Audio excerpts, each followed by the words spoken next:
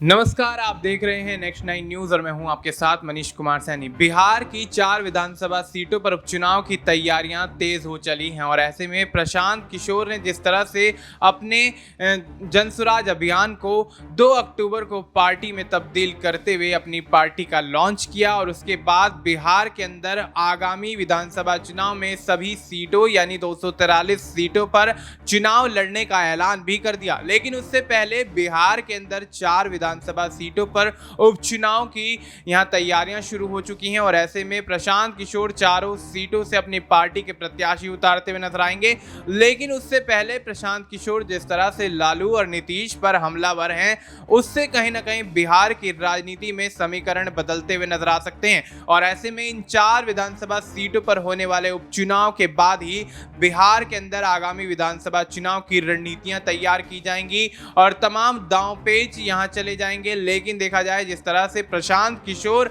Super active mode में बिहार की राजनीति में चुनावी मैदान में ताल ठोकते हुए नजर आ रहे हैं, उससे कहीं ना कहीं स्थिति साफ है कि प्रशांत किशोर कोई बड़ी चुनावी रणनीति के तहत लालू नीतीश के MY फैक्टर को फेल करते हुए नजर आ सकते हैं और ऐसे में जिस तरह से लोकसभा चुनाव के दौरान से ही प्रशांत किशोर काफ़ी ज़्यादा बिहार की राजनीति में एक्टिव होते हुए नजर आए, लोगों से मिलते जुलते हुए नजर आए और ऐसे में बिहार की जनता के मन में अपनी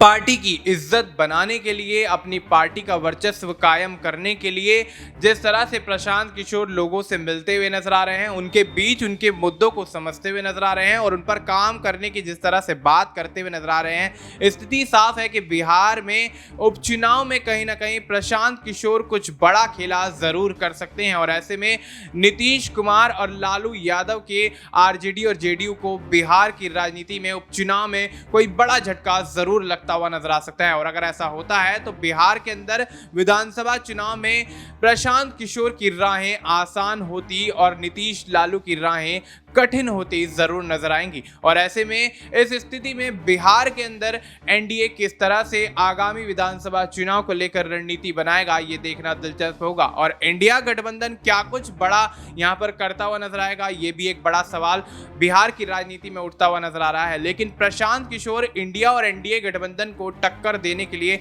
आखिर कौन सी चुनावी रणनीति बिहार के विधानसभा चुनाव में लेकर आएंगे जिससे वो बिहार की जनता को साधते हुए 243 सीटों पर होने वाले बिहार विधानसभा चुनाव के अंदर सभी सीटों पर जीत दर्ज करते हुए नजर आए या फिर ज्यादा से ज्यादा सीटों पर अपना कब्जा कायम करने में कामयाब होते हुए नजर आए, देखना दिलचस्प होगा। बिहार की राजनीति में उपचुनाव और उपचुनाव के बाद बिहार के विधानसभा चुनाव में किस तरह के समीकरण बनते हैं, क्या प्रशांत किशोर के फेवर में ये समीकरण जाते हुए नजर आएंगे या नीतीश कुमार के समर्थन में ये समीकरण जाते हुए नजर आएंगे या फिर लालू प्रसाद यादव इसमें दांव मारते हुए नजर आएंगे, क्या कुछ बिहार की राजनीति में होने वाला है, इस पर हमारी नजर लगातार बनी रहेगी। फिलहाल के लिए इतना ही। देश और दुनिया से जुड़ी तमाम जानकारी के लिए आप देखते रहिए नेक्स्ट 9 न्यूज।